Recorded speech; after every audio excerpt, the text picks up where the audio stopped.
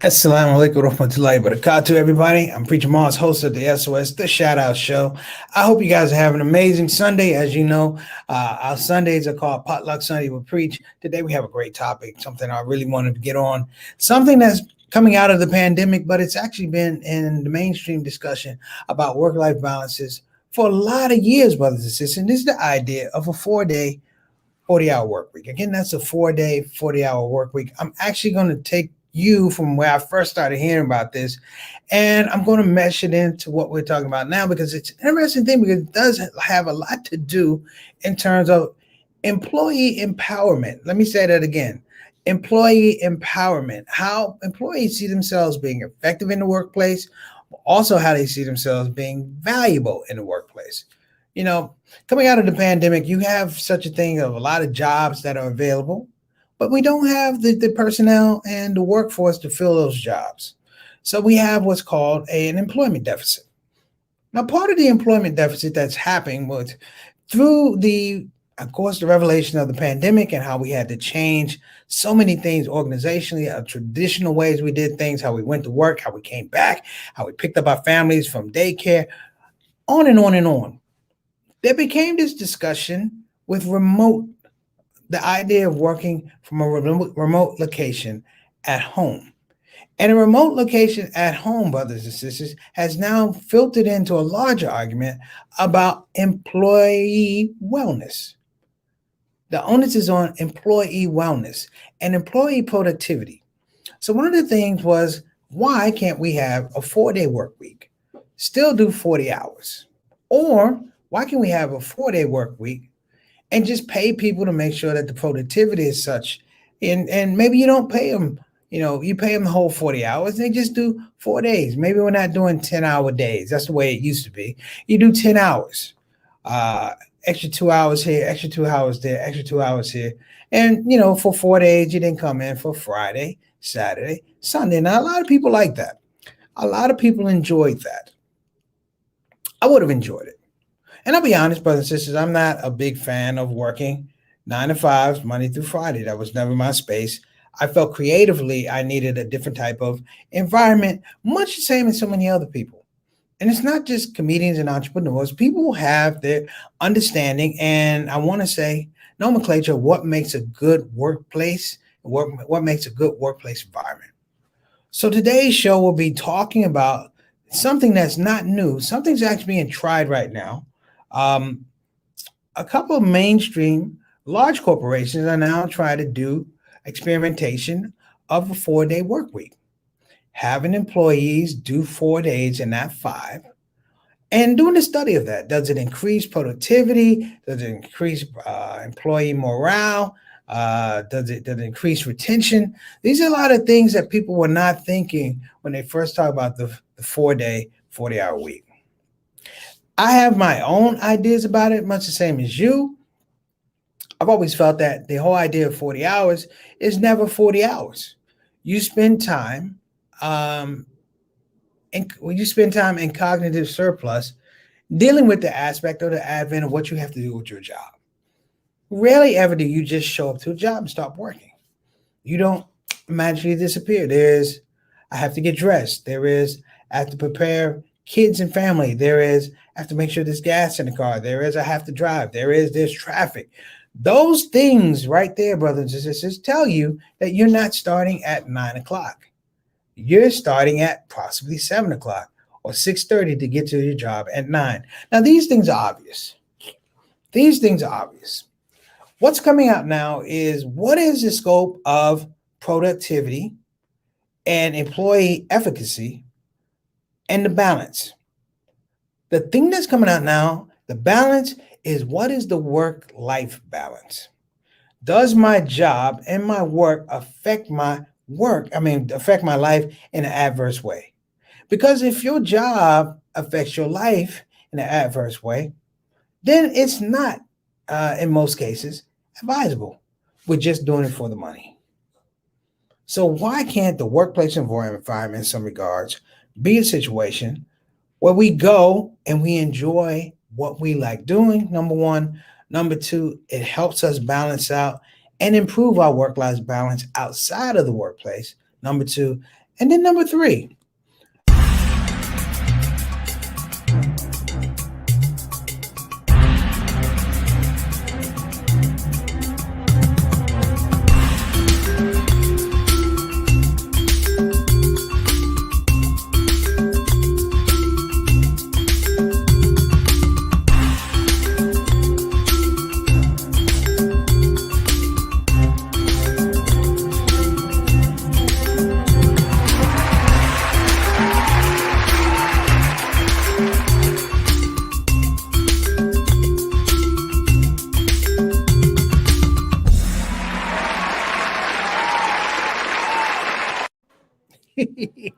let me apologize, brothers and sisters. I was going into number three, and I inadvertently started the intro to the show. My number three was, does this job and the arrangements around my job, the environment, does it contribute overall to my personal wellness? That was number three. So before we get started, I want to give a shout out to everybody that's tuned in. If this is your first time coming on the Shout Out Show, we welcome you. We appreciate your time and energy, and we hope that we make this show worth your while, if you will. We want to make sure that you're spending your time and your energy in a positive way, and we're trying to give it back to you. So if you really want to get engaged in the show, you can get in the comment section. Let us know what you're thinking. When I say let us know what you're thinking, we like positive thoughts. We like positive thoughts. Get in there, tell us what you're thinking. I'll give you what's affectionately known as the shout out, which is, your 30 seconds of fame telling the world what you think and also telling our community what you think. So to do that, get in the comment section as well. If it's really your first time, you can go to the link for notification, subscription, and of course, like. We are at the brink. We actually have 169 subscriptions, which is a big alhamdulillah. So that is big, and I'm thankful for all of that. So let me also give a shout out to those who are in the Shout Out Shout corner, the Shout Out Show family, the Shout Out Show soldiers, the stars in the building. And this probably should affect all of us, because I've been throwing around this idea about the 4-day work week. So I'm going to take it a little further than the 4-day work week. And I hope you guys enjoy this. I had to go find this book in my library, but I have it. The 4-day work week and 40-hour work week we're going to get to. And I think it's important because the people who are in the show today, they're all hard workers. Like, everybody puts their work in. So let me introduce the family to you. Assalamu alaikum wa rahmatullahi wa barakatuh. What's going on, Sister Reed? Thank you for coming on to the show. I think you might enjoy this one. The 4-day, 40-hour work week, a 4-day work week. Think about that one. Ponder it a little bit. Let me know what you're thinking. Peace and blessings to you and your family, Jawan, Derek. And we, as always, wish you peace and blessings and prosperity. Thank you for coming on the show. For those that don't know, Sister Sultana is the craft services director, making sure the show has good nutritional balance. I hope this one does. And let me give a shout out to my little brother, JT. Wa alaikum assalam rahmatullahi wa barakatuh. What's going on, Jay? Jay Money, boy. I don't know if I can handle you. Milwaukee Bucks, man. They did it. They did it. But I'm sorry. He had two Milwaukee Bucks on the Olympic team. They didn't do it. They fell to France. That's a whole nother story. But hey, man, thank you so much for coming on the show. You might actually appreciate this topic a little bit as well. And then hopefully you guys appreciate where I'm going to go with this, because I do believe in this whole idea about workplace efficiency and things like that. And don't get me wrong, I was a guy that did a 9-to-5 job, but it was conventional. I was a school teacher. So the scope about 9 to 5 was something different as a school teacher, because your time in class, if you will, it didn't really represent your check. You did so much planning before you came to class. You did so much planning before, after class and things like that. It was different. So let me say that, there are many of us, pardon me, brother, sister, I got a little sweat today. I think it's fair to say many of us do our jobs, but we don't get paid for the hours we actually do them. Like, we get a check for 40 hours, but you probably put in 50, 55, 60. So this whole idea of a four-day work week is not necessarily revolutionary. I think it's the people who are just coming to the idea that, hey, listen, these folks are going to figure it out at some point in time. We all know our workplace behavior as well. So, little brother Wale Kamasalan about a cocktail. I'm hoping you're going to jump in on this. Got brother Altaf, Mr. 6 o'clock, straight up, straight down, our Canadian ambassador to the show. Altaf, I want to know how they do it in Canada. Canada has certain breaks. They have socialized medicine, but they also have things that I remember. When children are born, they used to have what's called baby bonuses and things like that. So it's really built in for people to, at some level, be able to pull themselves up. Natural things like your expanding families, things like that. They invested in that. Of course, healthcare. So I'm really interested to hear what you might have to say on this. Again, wa alaikum assalam wa barakatuh. My main man, brother Altar. Shout out to Sister Ika coming all the way in. We got an international show today. Got Sister Ika coming all the way in from Indonesia, Depok, Indonesia. She's a entrepreneur out there doing her catering business. Peace and blessings to you and your family. I know they have a major COVID situation out there, so I just want you to know that you are in all of our du'as. So please be careful, wear your mask, social distance. Just make smart decisions regarding your health and the health of those around you. Okay? Wa alaikum assalam wa rahmatullahi wa barakatuh. And my sister. Wa alaikum assalam wa rahmatullahi wa barakatuh. My sister. What's going on, Sister Jamisa? Big shout out to Sister Jamisa. She is a newlywed. I am so happy for her. Thank you so much for coming on the show, sister. You probably have some creative ideas on our subject matter today. We're talking about the whole idea of a 4-day, 40-hour work week. A 4-day, 40-hour work week.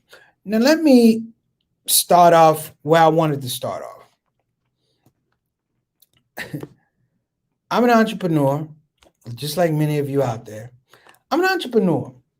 So I was always aware of this whole idea of a 4-day, 40-hour work week. This is a tradition of our culture. You see, the whole day of 5-day, 40 hours a week, 5 days, it really falls into this mythology, if you will, or this culture that we celebrate basically working ourselves to death. We work ourselves literally to death. I can't say what that psychosis is that, I've heard, don't work harder, work smarter. But for the most part, people take very, very difficult jobs. They absolutely integrate themselves with these jobs. And somewhere along the line, they take on the mantra of the job is more important than me. For myself, for a lot of people, the mantra for me is like, yo, do the job and then go, there was a separation, if you will. I didn't fall in love or romanticize doing this job. You pay me for a job. We agreed on a price. It was a contractual relationship. I kept it as pragmatic as I could. This was a contractual relationship. If I say I'm going to work from da-da-da to da-da-da, that's what I did. Teaching, working in education, let me know that it was an informal contract. That you work for the school in one capacity, but you work for the students in another capacity. While you're in school from, say, 8:30 to 2:30, your job is to make sure that you have prepared the lesson. Public schools, however, do not allow you time to prepare your lessons. So you are preparing student lesson plans and all of that, activities, experiments, tests. You're doing that on your time and then bringing it into school.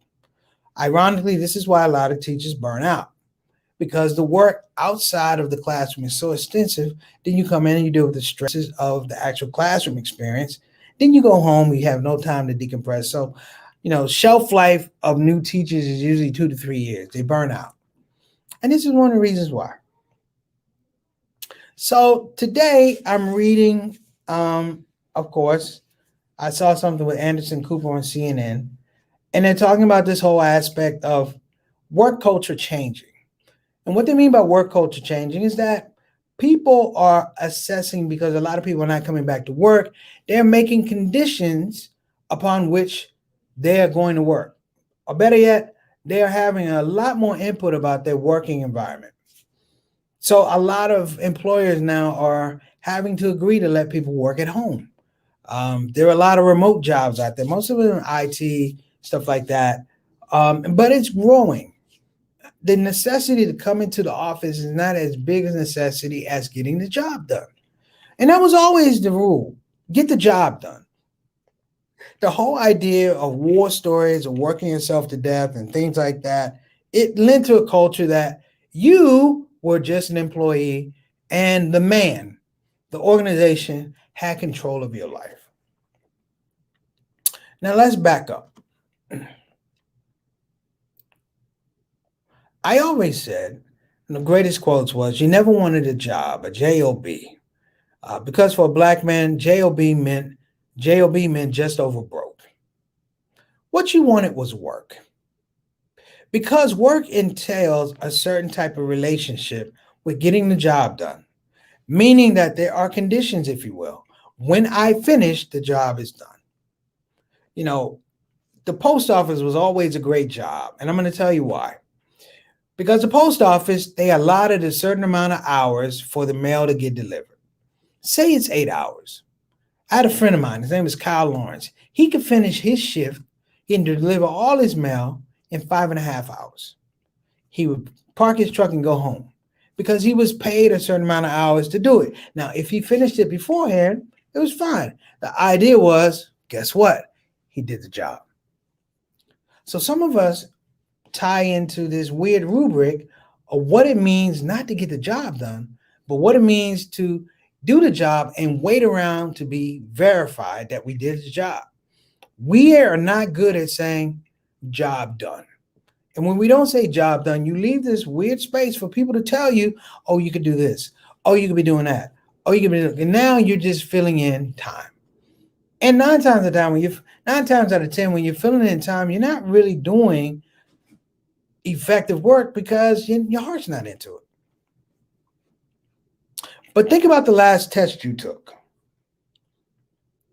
The test person or the moderator told you your job is to take a test. And the moderator said, you have 1 hour to take this test. Guess what everybody tried to do? Finish in the 1 hour. And if you finished in 1 hour, what did you do? Did you take another test? Did you put up your hand? I finished. I want another test. No. You sat there and maybe you checked your answers or you went to sleep or whatever you did.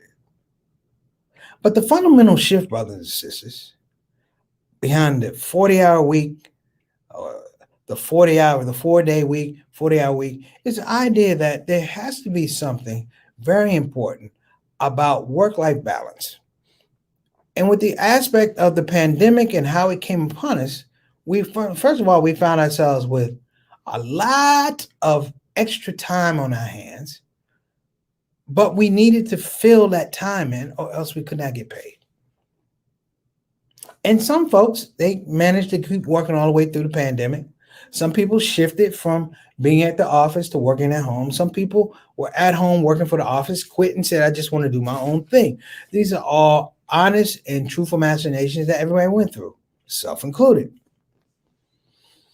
But the idea now is that corporations are looking at the fact that this is needed.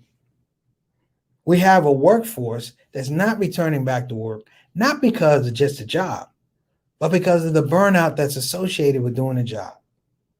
The toxicity of the workplace, the toxicity that kills productivity and also kills creativity.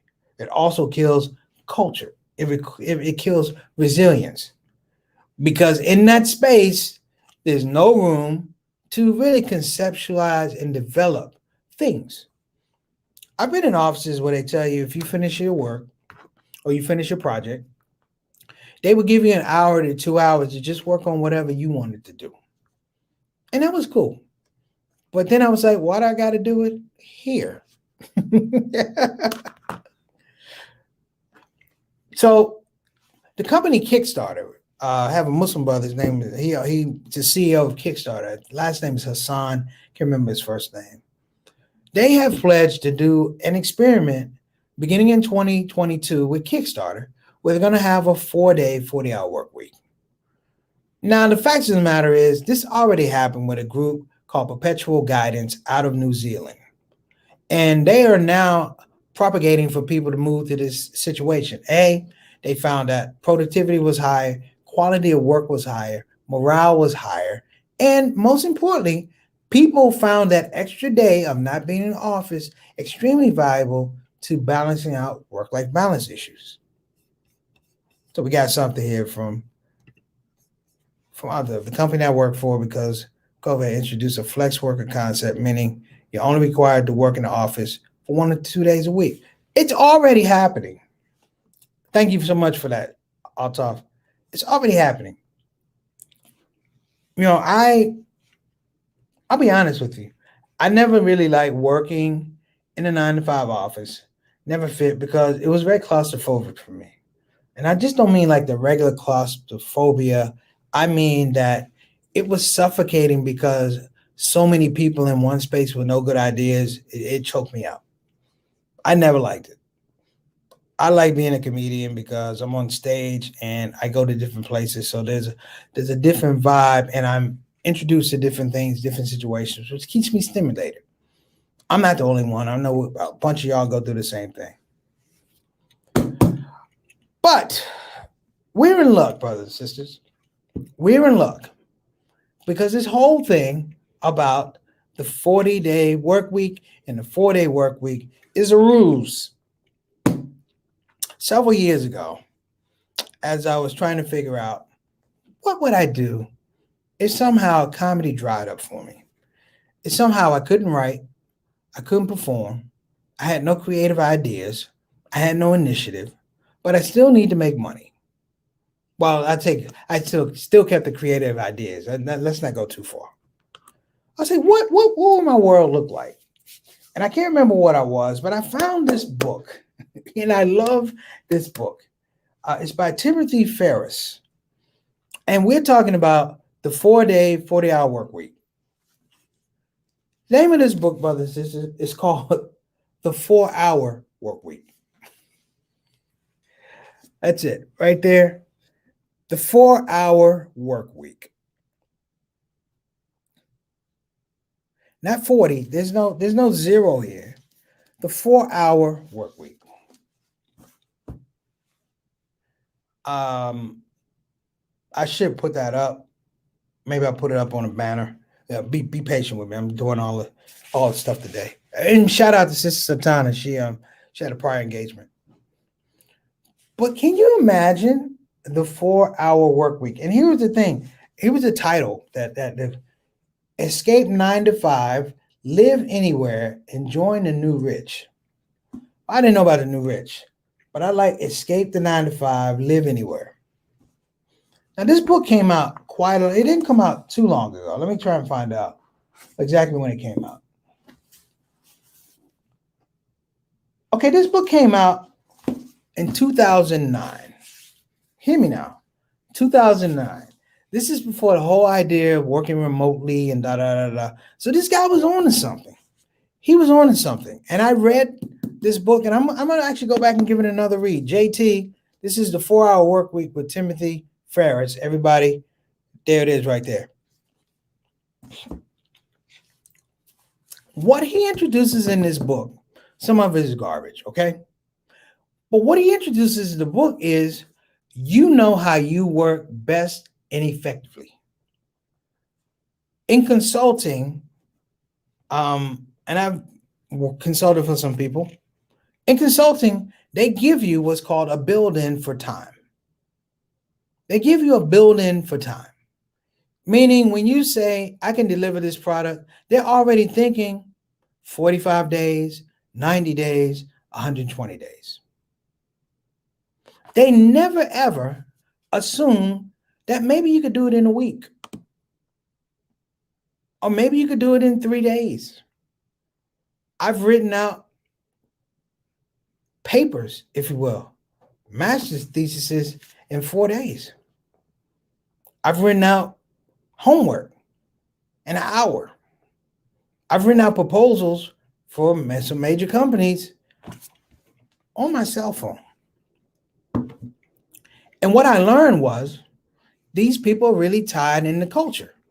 So what happens if you're not tied into culture? What if they're used to a delivery apparatus or a delivery modality where it takes 2 months? And I also learned sometimes you can turn something in a week and it will take them 2 months to look at it. So this guy, Timothy Ferriss, hits on this idea that you know what your level of productivity is. The difference is you don't tell people what your level of productivity is.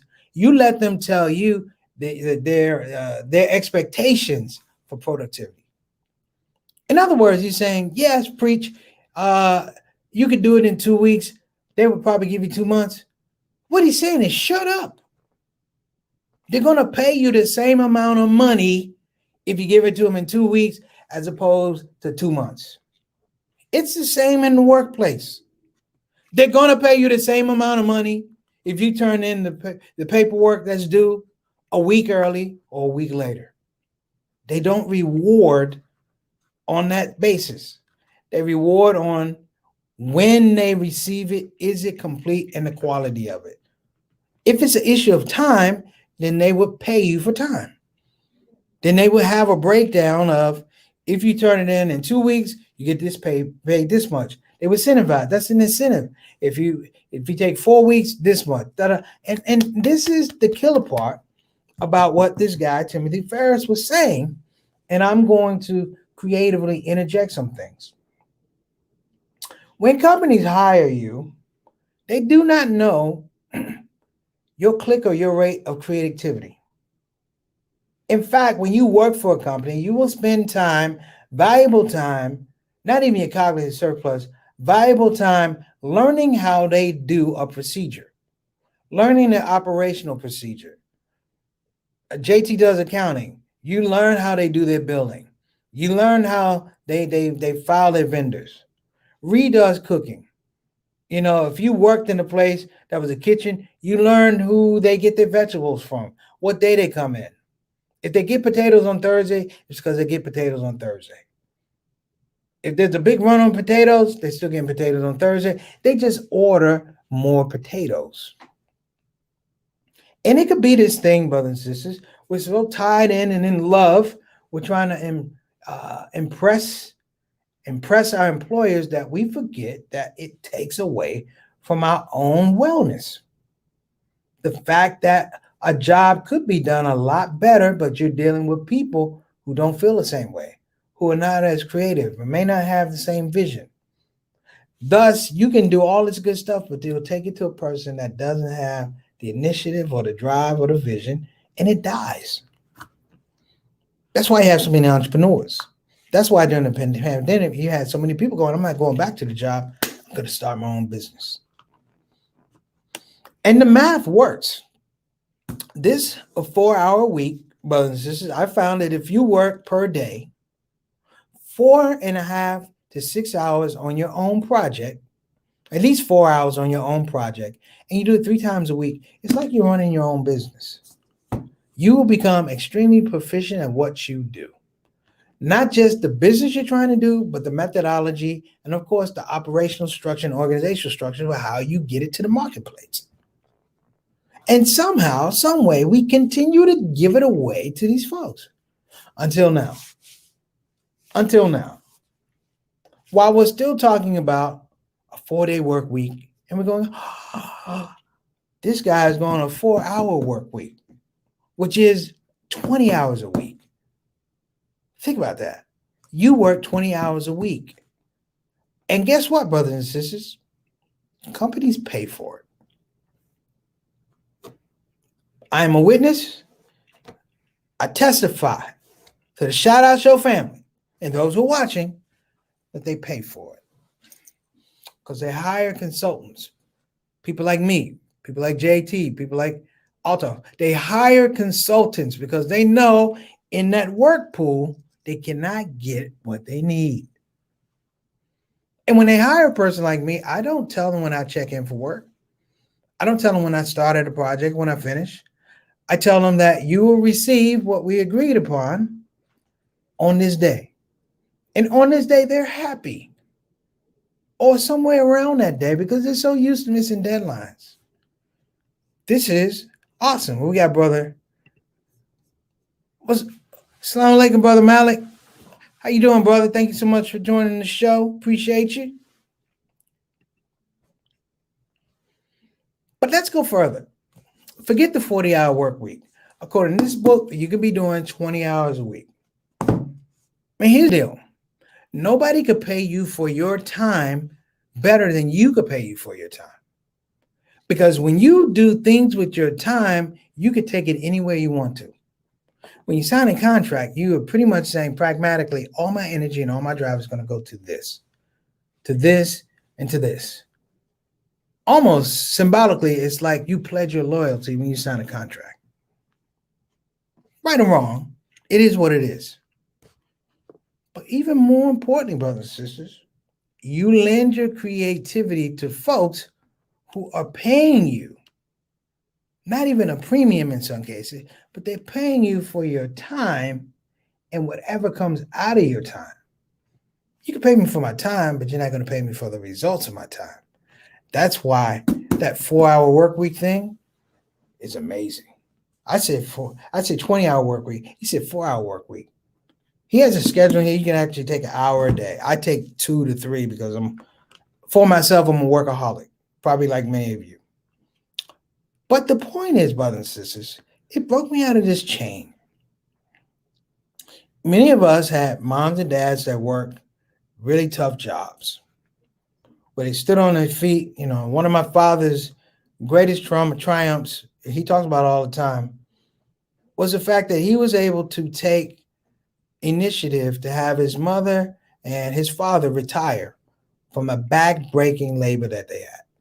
And as a child, I was the last grandchild. I got to spend time with them because they weren't doing these jobs. The fact that my father could tell his father, hey, Pop, it's time to hang it up, retire. Mama, it's time to hang it up, retire. It's a powerful misnomer. It's a powerful feeling, brothers and sisters.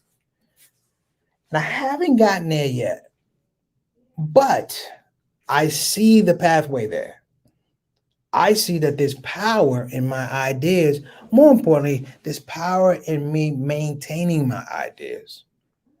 And either developing the marketplace I want to take the ideas, or choosing amongst the best marketplaces to go be. If I must compete, let me choose the best marketplace.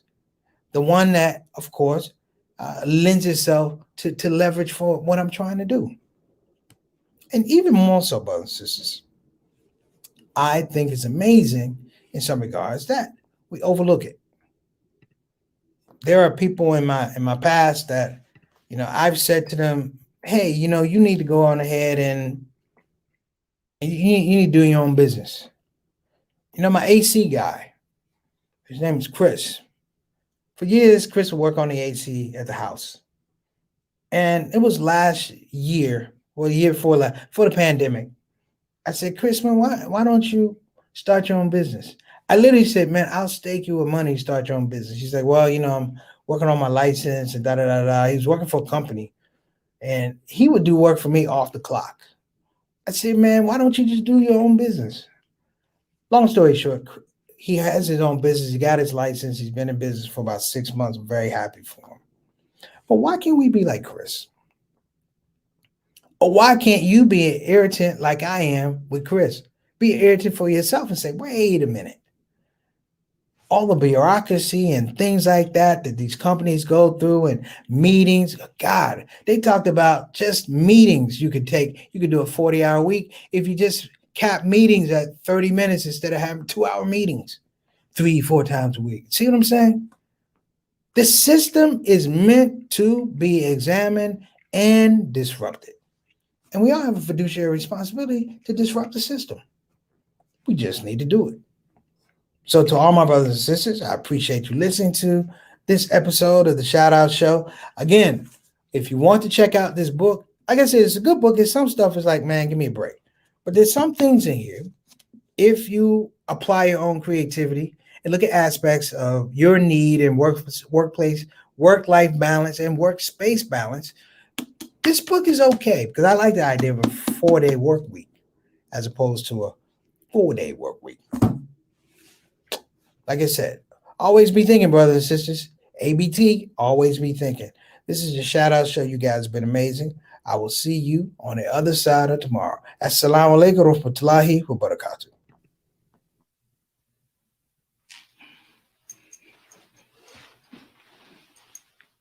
Yo, assalamu alaikum.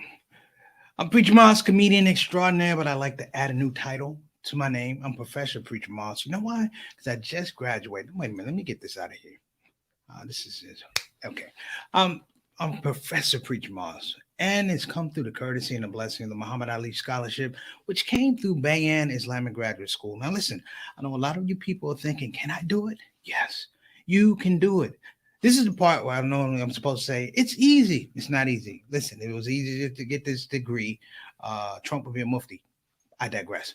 Listen, though, for you brothers and sisters that are interested, go to bayanonline.org, and you could be like me. Put yourself in the picture for Islamic education. Wait a minute, there's a picture right there. Sound like them, everybody. Take care. Preach them off.